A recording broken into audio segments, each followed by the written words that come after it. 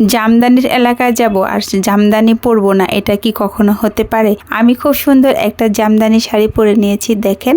আর এইদিকে আমার ফটোগ্রাফাররা কি করেছে একবার একটু আপনারা দেখেন গাইস। আমি গিয়েছি শাড়ি চেঞ্জ করার জন্য, ওইদিকে এসে দেখি ওদের লাঞ্চ করা শেষ। মানে কি একটা অবস্থা, আমাদের রেখেই তারা লাঞ্চ করে নিয়েছে। তারপর আমরাও লাঞ্চ করে নিলাম। আমাদের লাঞ্চে ছিল মোরগ পোলাও।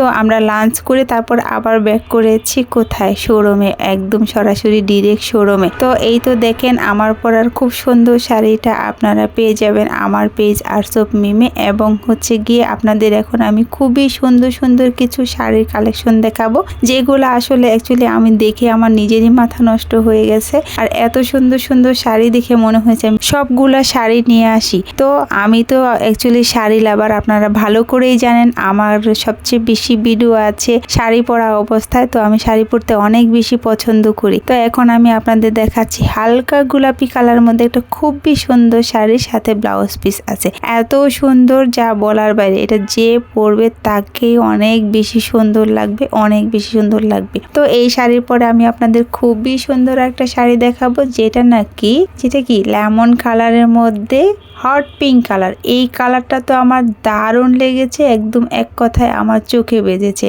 আমার খুবই ইচ্ছা যে আমি এই কালারে খুব ভালো একটা জামদানি নেব। তো এই জামদানিগুলো কিন্তু আমি এখন যেগুলো দেখাচ্ছি এগুলো আপনারা প্রত্যেকটা পেয়ে যাবেন খুবই বাজেট ফ্রেন্ডলির মধ্যে। সবগুলো শাড়ি পেয়ে যাবেন আমার পেজ আর্টস অফ মিমে। এখন আমি আপনাদের আরও খুবই সুন্দর একটা শাড়ি দেখাবো, যেটা হচ্ছে বেগুনি কালারের মধ্যে হট পিঙ্ক।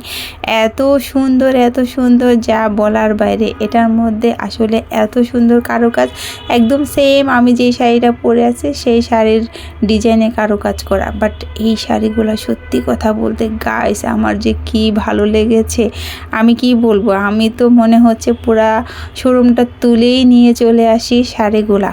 তারপর আমি এখন আপনাদের দেখাবো খুবই সুন্দর একটা আমার পরা শাড়িটা, কিন্তু এই শাড়িটার মধ্যে একটু বেশি কাজ করা। এই শাড়িটা আমার শাড়িটা থেকে আরও বেশি গর্জিয়াস। এই শাড়িটা এত সুন্দর। আর আমি দেখেন আমি ব্লাউজটা কত সুন্দর করে বানিয়েছি। তো এই শাড়িটাও আমার অনেক বেশি ভালো লেগেছে, যেহেতু আমি একটা পরে ফেলছি। বাট এইটার ডিজাইনটা কিন্তু আমারটা থেকে আরও বেশি সুন্দর, মানে মারাত্মক লেভেলের সুন্দর লেগেছে। এক একটা শাড়ি এক একটা সৌন্দর্য। আর যেহেতু আমরা নারী, শাড়ির প্রতি একটু দুর্বল সবসময় একটু, তো শাড়ি দেখলেই আমাদের মনে হয় নিয়ে নেই। এখন আমি আপনাদের দেখাবো খুবই সুন্দর একটা অরেঞ্জ কালারের শাড়ি। এই শাড়িটা তো আরও বেশি সুন্দর। এই শাড়িটা হচ্ছে হট পিঙ্কের মধ্যে অরেঞ্জ কালার। আর এই শাড়িগুলো না জাস্ট এক কথায় অসাধারণ, এক কথায় অসাধারণ। এই শাড়িগুলা প্রত্যেকটা শাড়ির ডিজাইন এক এক রকম, এক একটা শাড়ি হচ্ছে এক এক রকম ইউনিক। তো এই শাড়িগুলা সবই পেয়ে যাবেন আমার পেজ আর্টস অফ মিমে। নিতে চাইলে অবশ্যই আমার পেজ আর্টস অফ মিমে মেসেঞ্জারে নক দিবেন, অথবা আমার হোয়াটসঅ্যাপ নাম্বার দেওয়া থাকবে সেইখানে। তারপর দেখাচ্ছি আপনাদের একটা রানী গোলাপি কালার। এই গোলাপি কালারটা তো আমার আরও বেশি ভালো লাগছে। বাট গাইস এইটা আমার যখন ফেজের কাছে গেছে তখন মনে হয়েছে আমাকে একটু কালো লাগতেছে, কিন্তু আমি সত্যি কথা বলতে কি ভিডিওতে দেখতেছি কালো লাগতেছে। বাট আমি যখন আয়নার সামনে দাঁড়িয়েছিলাম এই শাড়িটা ধরে, এই শাড়িটা তো আমাকে মারাত্মক লেভেলে সুন্দর লেগেছিল।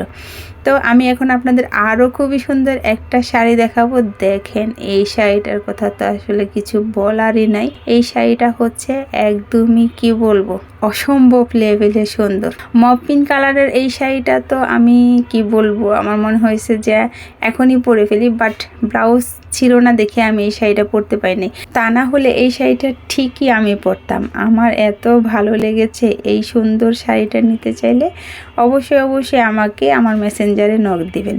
তারপর এখন আমি আপনাদের দেখাবো আরও কিছু সুন্দর কালেকশন, যেগুলা দেখলে পুরাই মাথা নষ্ট হয়ে যাওয়ার মতো।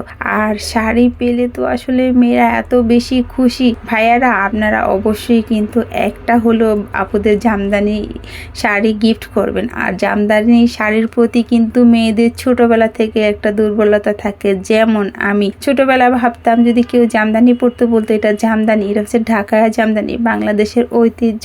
আমি ভাবতাম কি আমি কি কখনো জামদানি শাড়ি পরতে পারবো, আমি এইটাই সবসময় কল্পনা করেছি। আমি তো জামদানি শাড়ি মনে হয় হাতে ছুঁয়েও দেখতে পারবো না, এত দাম জামদানি শাড়ি। বাট তখন জানতাম না যে আসলে বাজেটের মধ্যে জামদানি শাড়ি পাওয়া যায়।